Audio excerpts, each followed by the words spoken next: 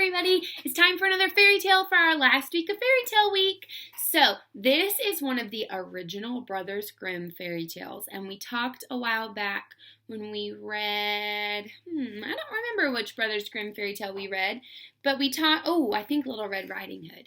But we talked a while back about how the Brothers Grimm wrote lots of original fairy tales a long time ago. And so I've got this big book of lots of them. They're the original ones. So today we're going to read Hansel and Gretel, and it's a really good one. And there's not lots of pictures. The book is really big, so I'm going to read and then I'll show you the pictures after, okay?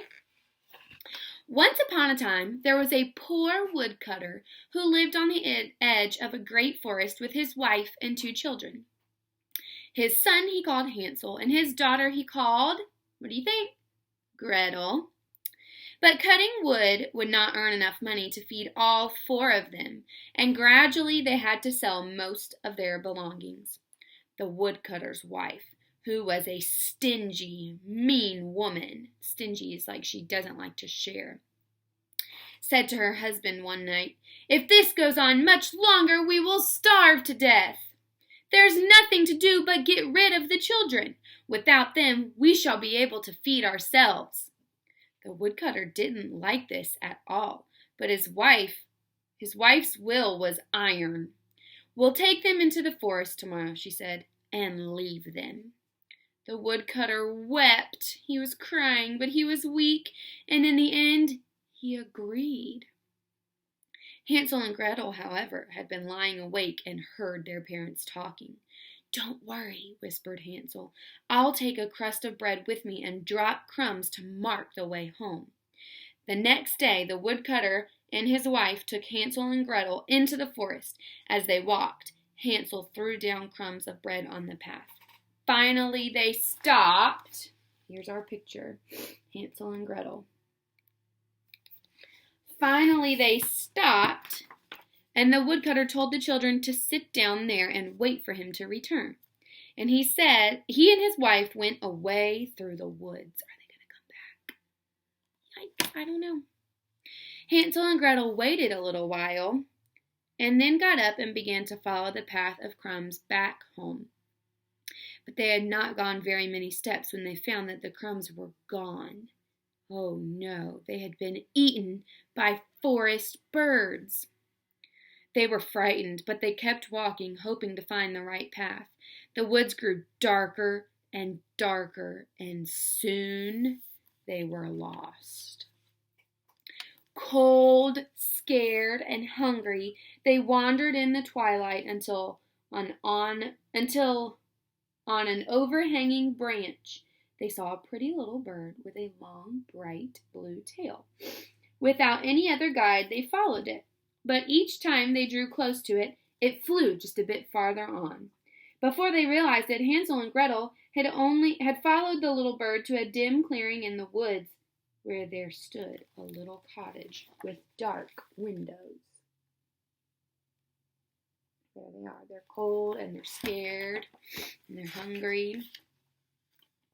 Forgetting the bird, they hurried toward the cottage, and when they came up close, they found to their surprise that the house was made of gingerbread and decorated all around with candies and icing. They were ravenous. They were starving, and immediately they broke off a bit here and there and began eating. But a whispery, raspy voice came from inside the cottage and said, "Who's that nibbling like a mouse? Who's that nibbling on my house?" Out of the door peeped a little old woman with dim little eyes.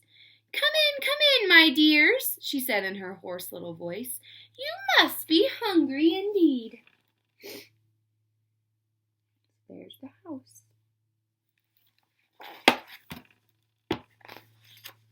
Hansel and Gretel went into the cottage, and there the old woman gave them sweet things to eat and made up 2 cozy beds for them to sleep in.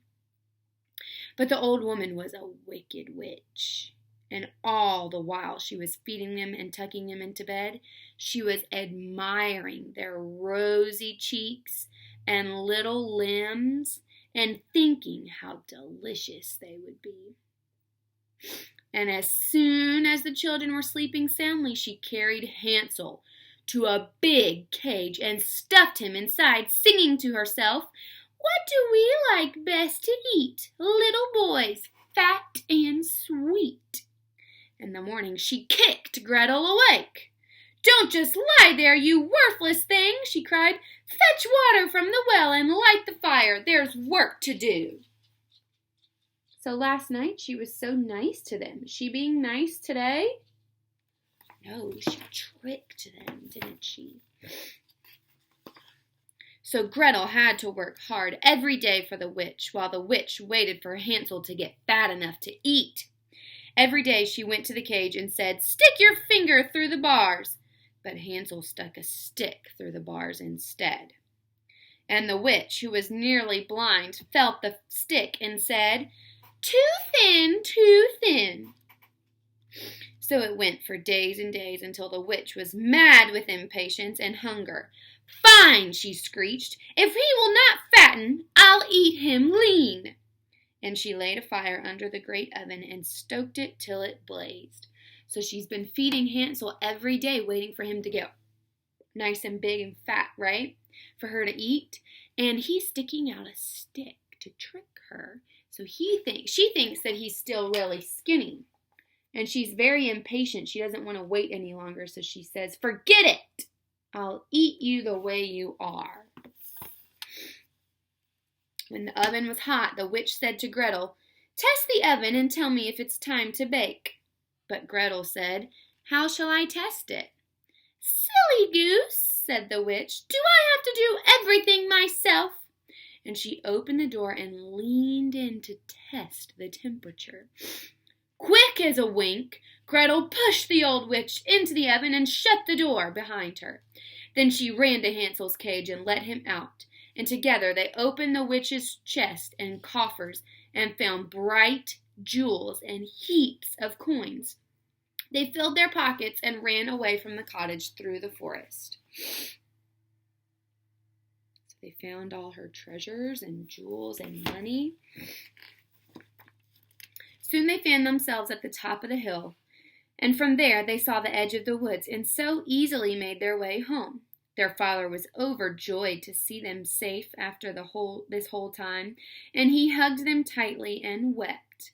Gretel shook out her pinafore, and Hansel turned out his pockets, and the twinkling stones and gold fell all over the ground. Their mother, meanwhile, had died, and so Hansel and Gretel and the woodcutter made their home together in happiness.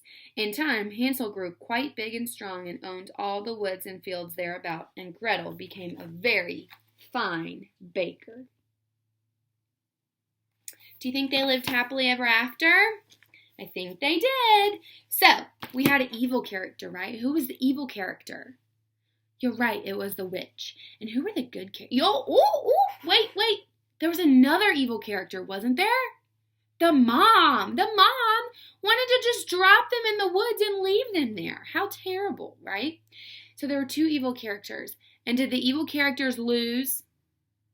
Yeah, the mom died and the witch got cooked in the oven. So they both died. They both lost. And the good characters, Hansel and Gretel, made it back home, right? Was there a reward to the good characters? Was there? Yeah. Did you say all the gold coins and all the jewels? Yeah, made them rich, right? What was the magic? Definitely a witch, right? We have witches and magic in fairy tales, yeah? Awesome. All right, did we learn a lesson?